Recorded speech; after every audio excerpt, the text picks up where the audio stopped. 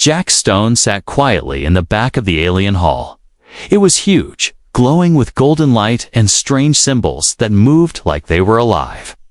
Alien leaders in shining robes stood on high platforms, speaking in voices that echoed through the walls. They praised Jack for saving their colony from the raiders.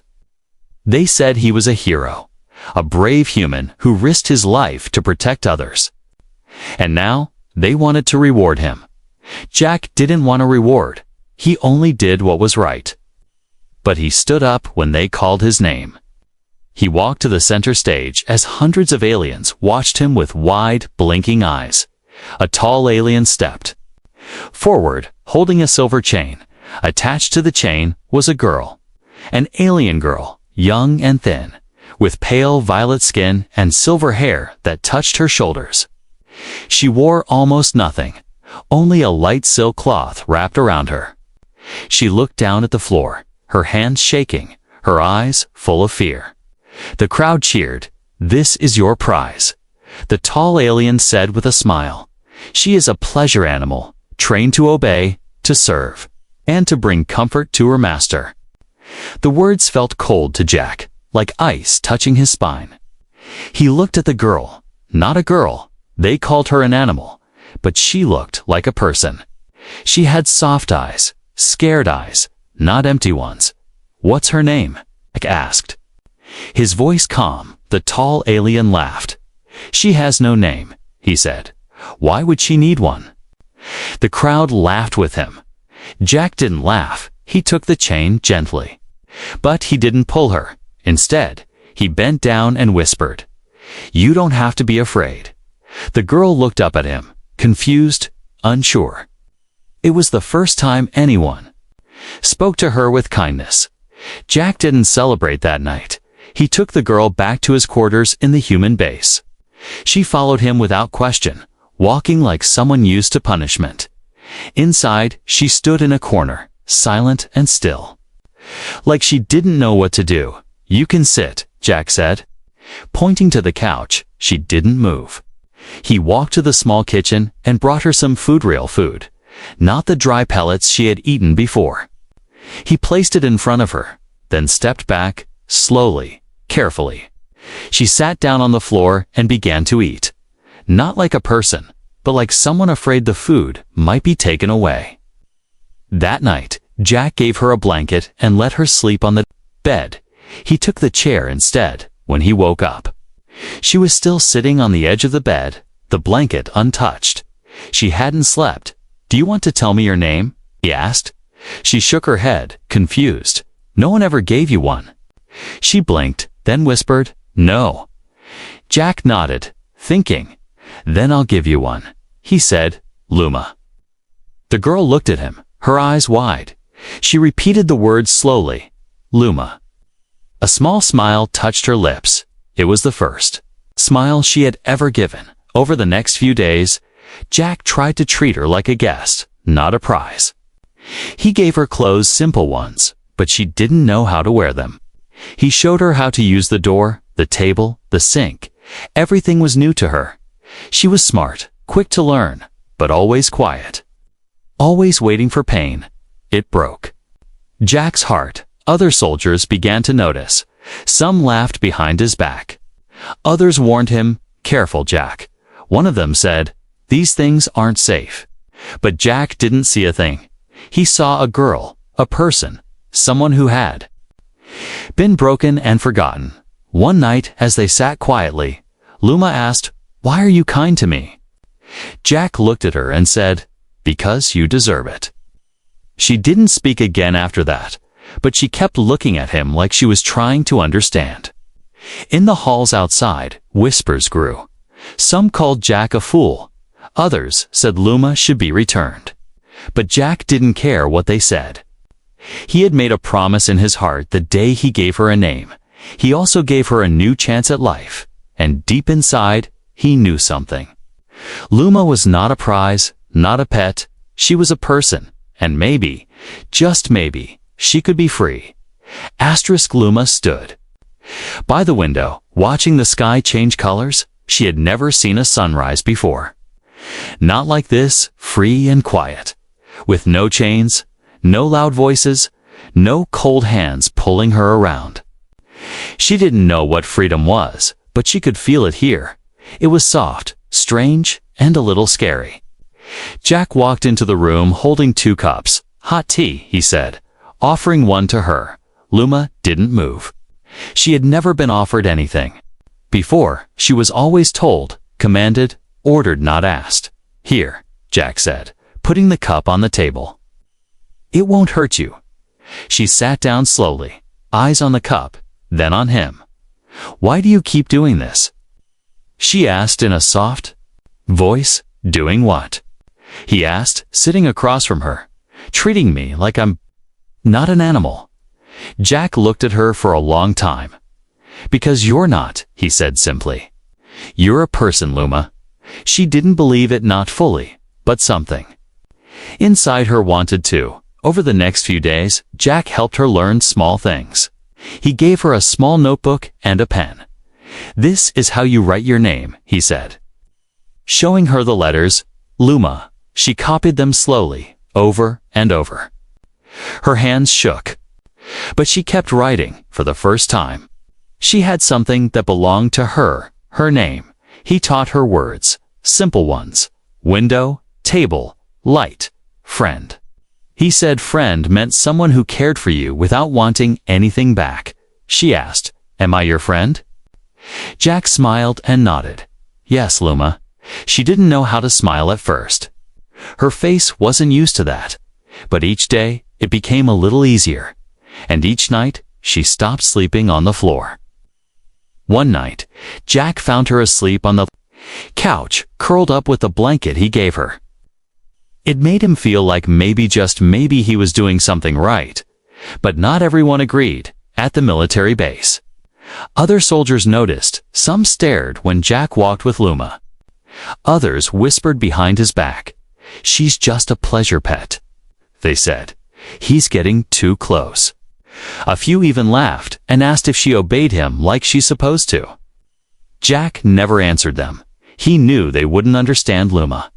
Notice the looks, the whispers. They reminded her of the cage. The men who watched her like she wasn't real. She asked Jack one night, "Why do they hate me?" Jack sighed and said, "Because they don't know you, but they think they do." She replied. Jack nodded. "Yes, and they're wrong." Luma wanted to be invisible again, like before, but Jack didn't let her hide. He took her to the library, showed her books. She picked one with stars on the cover. "This," she said softly. "I want to know what these are." "Stars." Jack smiled. "You'll love them. One evening." He took her to the open dome above the base. It was quiet. High above the city, they sat together, looking at the night sky. She saw stars, real ones, for the first time. Millions of them, shining across the black sky like tiny lights. Luma reached out slowly, as if she could touch them. "They're beautiful," she whispered. "So are you," Jack said without thinking. Luma turned to him, eyes wide. No one had ever said that to her before. The next morning, someone placed a warning on Jack's locker door. "Return the animal or face removal," it said in bold letters. Jack crumpled the paper and threw it away. He didn't tell Luma she had come too far to be afraid again. Later that day, Luma found a mirror in the hallway. She stared at her own face, touching her cheek, her hair, her neck. She whispered to herself, "Luma." Then she smiled. Not a small smile, real one. One that reached her eyes. She was starting to believe it. She was not a toy, not a pet, not an animal. She was Luma. But freedom always comes with danger. And the more she grew, the more others wanted to stop it. She didn't know that shadows were moving behind the scenes. People who believed that pleasure animals should stay silent. People who thought kindness was weakness. And soon, those people would come for her. The base wasn't quiet anymore. Everywhere Jack walked, eyes followed him. Whispers floated behind his back like smoke. They didn't speak loud, but the words were sharp. Human gone soft. Can't let her get too close.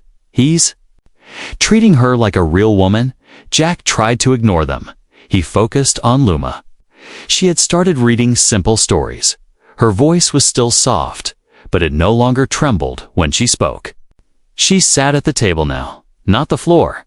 She asked questions, laughed a little, and just once told a joke. It was a bad joke, but it made Jack laugh so hard he cried. But outside their room, the mood was changing. Not everyone liked what was happening to many. Luma was a reminder that they had accepted cruelty for too long. She was supposed to be quiet, obedient, nothing more. But Jack had changed that. A man named Commander Wren walked through the base with heavy boots and a heavier stare. He didn't like Jack, and he hated what Jack stood for. When Wren first saw Luma walking freely, wearing clean clothes and holding a book, he stopped her. "What are you doing with that?" he asked, pointing at the book. "I'm reading," she answered calmly. He frowned. "Who told you that you could read?" "Jack," she said, and looked him in the eye. Wren didn't like that either. That night, Jack was called into the commander's office. Wren sat behind a cold metal desk. "She doesn't belong here," he said.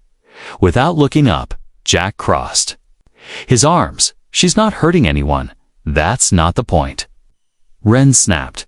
"She's not one of us. She was made for pleasure, not companionship." Jack's voice stayed calm, but his fists were clenched. "She was made by people who had no heart," he said. "But she is more human than some of the men here." Wren leaned back, folding his hands. "You're getting emotional," he said. "That's dangerous." Jack didn't reply. "You keep her," Wren added. "But keep her out of sight. We're not starting a movement." But the movement had already started. 2 younger soldiers, Kara and Juno, came to Jack in private. They said they'd seen others like Luma before, silent, broken, forgotten. They asked if she could teach them how to help. Jack introduced them to Luma, who blinked in surprise. "You want to talk to me?" she asked. "More than that," Kara smiled. "We want to listen." Luma started to speak more after that. She shared stories. Quiet ones about her time in the cages, about how they were trained not to speak unless asked, about the callers, the punishments, the silence. She didn't cry while telling them, but Jack did, and still. The whispers grew louder. One day, someone threw red paint on Jack's door. "Animal lover." The words said. Luma saw it, her face pale. "I'm sorry," she whispered. Jack wiped the paint with a towel and smiled. "Never be sorry for existing," he said. But not everyone wanted peace. One night, a shadow entered the tech room. It was a man in armor, hiding his face. He hacked into Jack's logs and sent a report to High Command. A file filled with twisted words. Human compromised, alien pleasure unit out of control. Danger to morale. The next day, Jack's access was limited. Luma was ordered to report to evaluation. He refused. He stood in front of the door and said, "You'll have to get through me." They didn't try that day, but they would try soon. Luma sat with Jack in the evening, her hands tight around a warm mug. "I thought being free would be easier," she said. Jack nodded. "So did I, but I'm still glad," she whispered. "Because I got to meet you." Jack looked at her and smiled. "Me too." Luma, but deep inside the base, plans were moving. Men like Commander Wren believed order mattered more than kindness, and soon someone would act not with words, but with force. Luma was not afraid of being hurt anymore, but she feared something worse, being taken from Jack, being put back in the cage. And this time, the chain wouldn't be made of metal. It would be made of lies. The morning started quiet. Too quiet. Jack noticed at first no usual voices in the hallway. No routine check-ins. Even the mess hall was half empty. Something didn't feel right. Luma sat at the desk, copying words from a book into her notebook. She looked peaceful. But Jack's gut told him peace would not last long. He stepped outside to speak with Kara. She wasn't at her post. Neither was Juno. Jack walked faster, turning corners, checking. The rooms, no sign of them, no answers. When he returned to his quarters, Luma was gone. The door had been forced open, a chair was knocked over, and on the floor was her notebook, torn in half. Jack's heart pounded. He grabbed his sidearm and rushed toward command, but the guards stopped him. "Stand down, Sergeant Stone." One of them said, "She's being evaluated for security purposes." "You kidnapped her?" Jack growled. "She's not your property." The guard replied coldly. Jack's eyes narrowed. "Exactly, she's not anyone's property." He turned back, not wanting to fight there. He had another plan. Back in the shadows of the base, Jack moved quickly. He knew the old tunnels. Beneath the structure, he'd helped design emergency escape paths years ago. Now he used them not to escape, but to rescue. He passed through dust-filled vents, broken ladders, and cold metal corridors, each step louder than the last in his ears. He finally reached the old detention section, now used for classified storage and, apparently, prisoners. Inside, behind an energy barrier, Luma sat alone in a dim cell. Her hands were bound and glowing. Cuffs, her eyes swollen with fear and exhaustion. When she saw Jack, her lips trembled. "I thought you left me," she whispered. "I would never leave you," he said softly. Jack disabled the security pad with a hacked tool he kept for emergencies. It sparked, fizzled, and the barrier dropped. He ran to her, gently pulling off the cuffs. She winced from the red burns around her wrists. "They said I was dangerous," she said. "That I was confusing you, turning you against humans." "They're the ones afraid," Jack replied. "Afraid of someone they can't control." They moved fast, back through the tunnels, but alarms had already started. Sirens blared overhead as red lights flashed along the walls. "They know," Luma whispered. Jack nodded. "But we're faster." They reached the storage bay just as two guards entered from the other side. Jack fired warning shots just to scare them. One guard ran, the other stayed back, calling for backup. They climbed into an old delivery rover and sped through the underground path leading out of the base. It shook with every bump. Sparks flying from the damaged wheels, but it held together, just barely. Luma sat beside him, hands gripping the seat. "What now?" she asked, her voice tight. "Now we find a place where they can't reach us," Jack said. "Somewhere far, somewhere free." But then the rover jerked violently. Something had hit them from behind. Another vehicle was following, fast, armored, and firing. A blast hit the side panel, throwing Luma against Jack's shoulder. He held her close, shielding her from the smoke. "I'm okay," she coughed. Jack checked the nav screen. One exit remained. A narrow cave route leading to the outer city. He turned sharply, tires screeching as they entered the rocky path. Behind them, the armored chaser slowed, afraid of the tight space. Jack pushed forward, heart pounding. One more mile, just one more.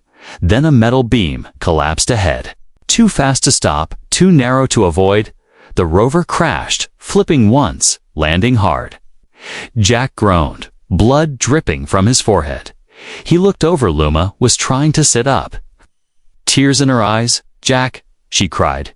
He reached for her, pulling her out of the wreckage. "I'm still here," he said, holding her hand, but footsteps echoed nearby. Commander Wren stepped out from the dark, armed and cold-eyed. "You've made a mess, Sergeant," he said, raising his weapon. Jack stood in front of Luma, chest heaving, blood on his face. "She's not yours," Wren said. "She was a gift." "She's not a gift," Jack said. "She's a person." Wren aimed, but before he could fire, Luma stepped out from behind. "Jack, I'm not afraid of you," she said, her voice trembling but loud. "I have a name." Wren hesitated. Just for a second, Jack used rushing forward, knocking the weapon aside. They fought hard, dust flying, fists slamming. Jack bled, but he didn't stop. Wren finally fell, Unconscious, Luma stood frozen, watching Jack stagger back to her. "You came for me?" she whispered. "Always," he said, then collapsed in her arms. Smoke filled the tunnel as Luma held Jack close. His shirt was soaked with blood, his breath shallow. She had never seen so much red before, not even in the cages, but this time the pain wasn't hers, it was his. And she felt something burning inside her that she had never felt before, real, sharp, and alive. "Stay with me," she whispered, pressing her hand against his wound. Jack tried to smile. "I'm not going anywhere," but his eyes were fading fast. Footsteps echoed. Behind them, more soldiers were coming. Luma looked around and spotted the exit hatch, half covered by rubble. She dragged Jack toward it, her hands shaking, her body sore from the crash. She didn't stop. She couldn't stop. The hatch opened with a grinding sound. Cool air rushed in from the outside, stars above. Distant buildings ahead, freedom just. A few steps away, she pulled him through, breathless, and laid him down behind a rock pile. Her hands searched his pockets, finding a stim injector. She pressed it into his side. Jack jerked and gasped, coughing hard. "Good," she whispered. "Stay awake." The sound of metal boots grew louder. Luma looked back at the tunnel. She didn't know how to fight. Not like Jack, but she knew how to survive, and now she knew how to protect. She took his sidearm with both hands and stood at the mouth of the tunnel. Her legs shook, but her grip was steady. When the first soldier came through, she fired. Not to kill, just to scare.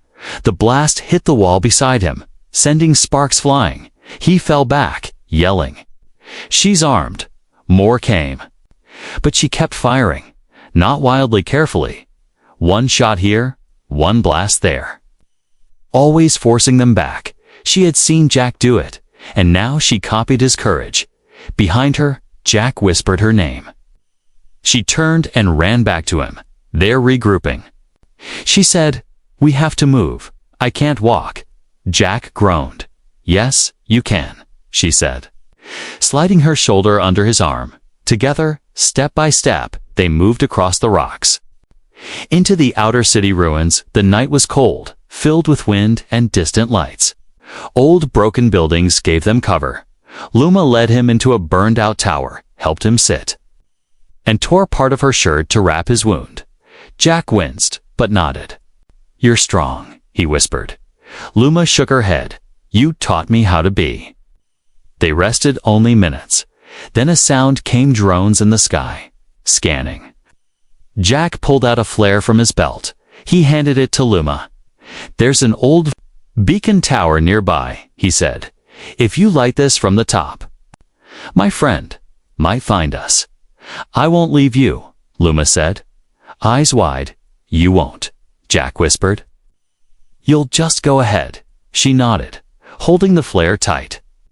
She ran through the broken alleys, weaving past rusted machines and cracked walls. The tower wasn't far, but it felt like a mountain. She climbed fast, fingers bleeding as she grabbed each sharp edge.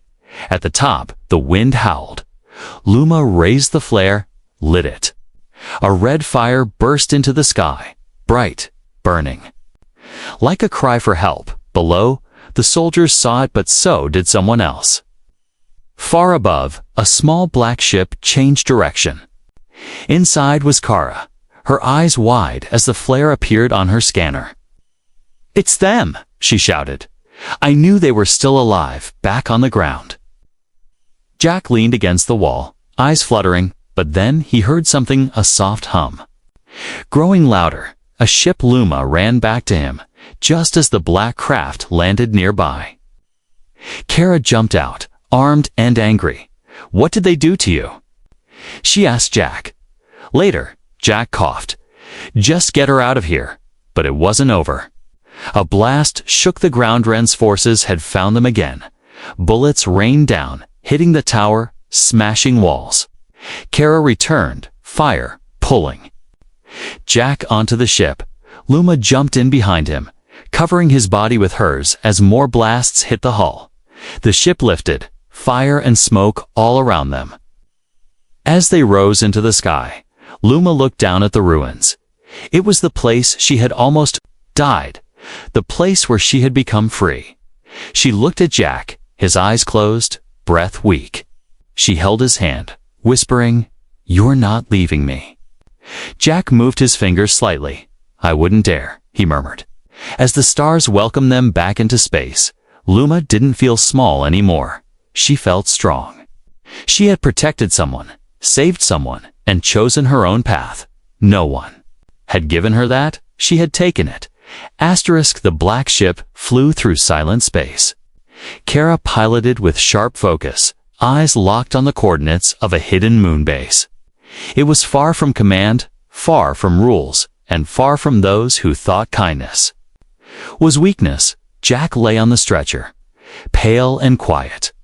Luma sat beside him, holding his hand, her own still covered in dried blood and dirt.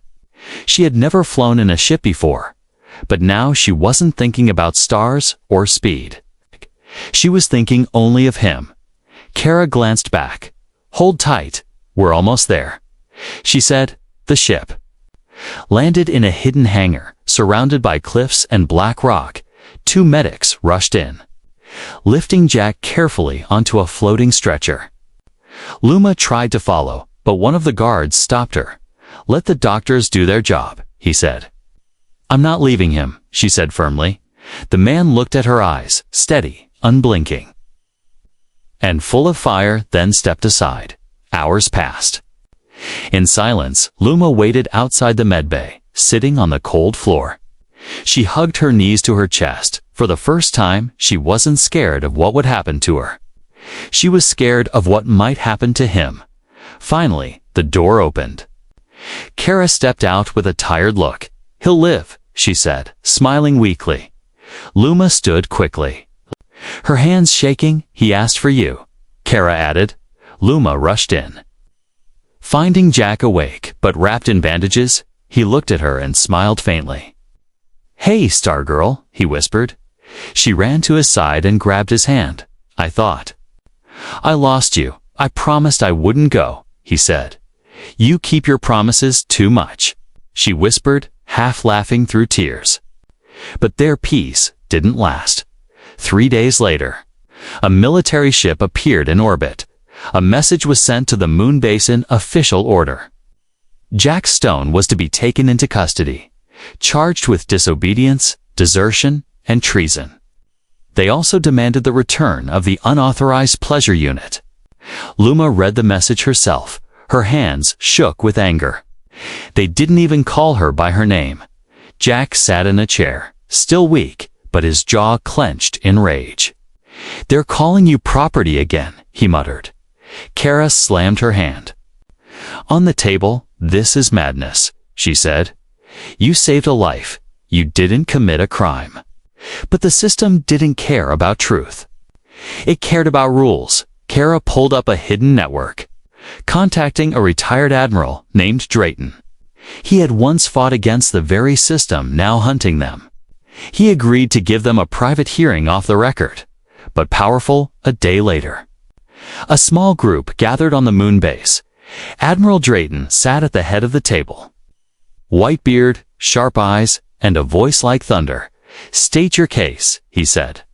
Jack spoke first, slowly, honestly.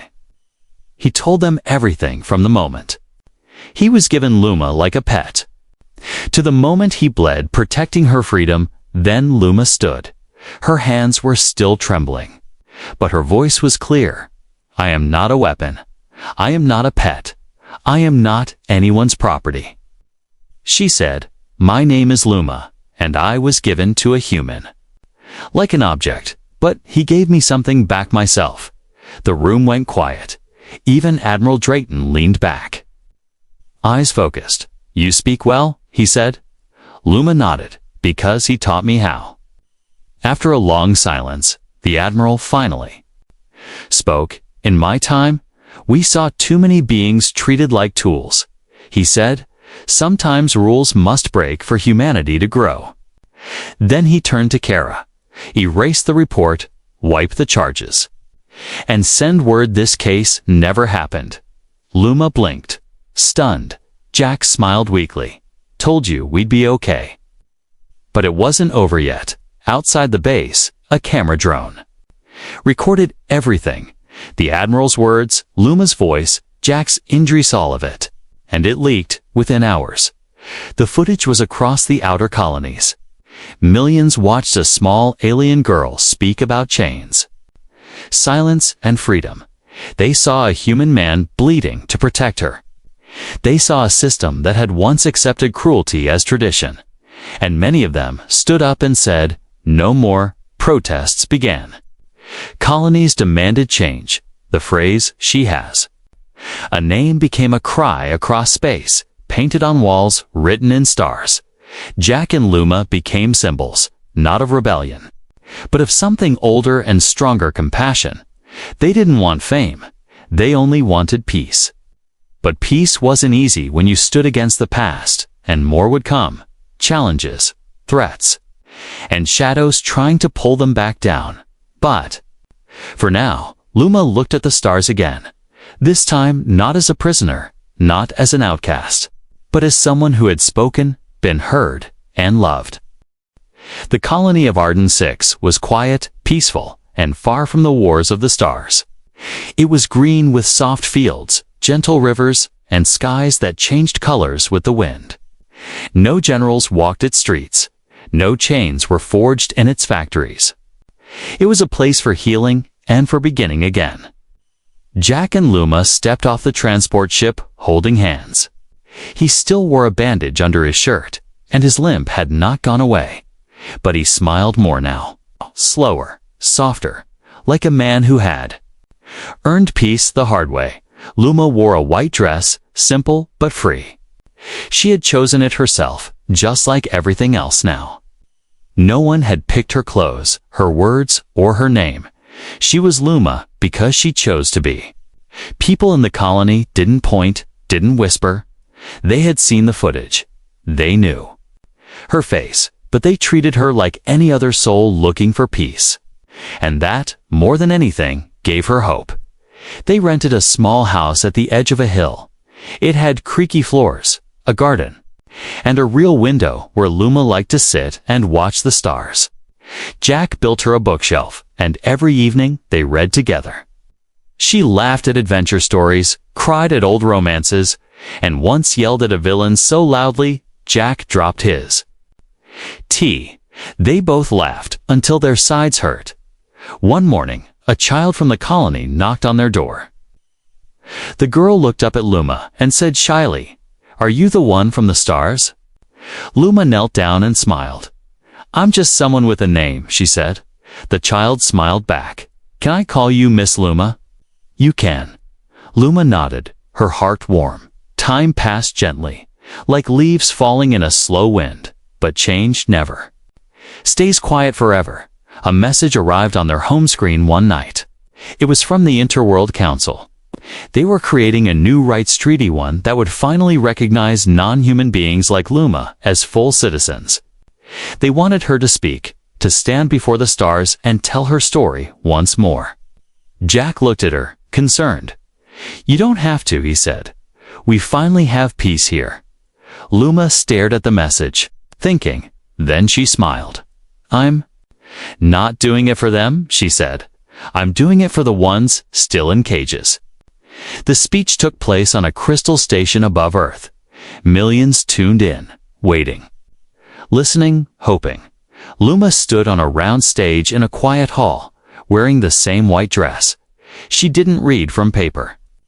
She didn't use big words. She spoke from the heart. "I was born into silence," she said. "I was trained to obey. Not to speak, not to hope. I was given as a prize, called a thing, and treated like I could never feel. But then, one man didn't treat me like a thing. He asked me my name, and that changed everything." People cried, not because the story was sad, but because it was true. She wasn't just a symbol. She was real and brave and unbroken. When she stepped down from the stage, Jack was there waiting. "You were amazing," he whispered. "I was just honest," she said. "You taught me that." The treaty passed with full support for the first time in galactic history.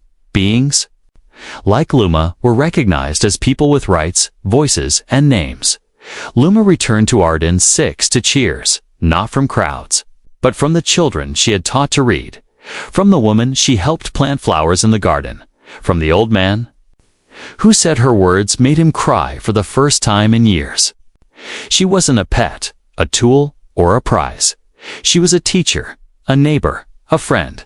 She was love and memory, fire and healing, and above all she was never property. Jack and Luma grew older, but never apart. They built their life together, one choice at a time. On their door hung a small sign carved in wood. It read, "This house has to rules freedom." And visitors always smiled at it, especially when they saw Luma handing out warm mugs with a laugh. On quiet nights, Jack would ask, "Do you ever miss the stars?" Luma would look up, then at him. "No," she'd say, "because my world is right here,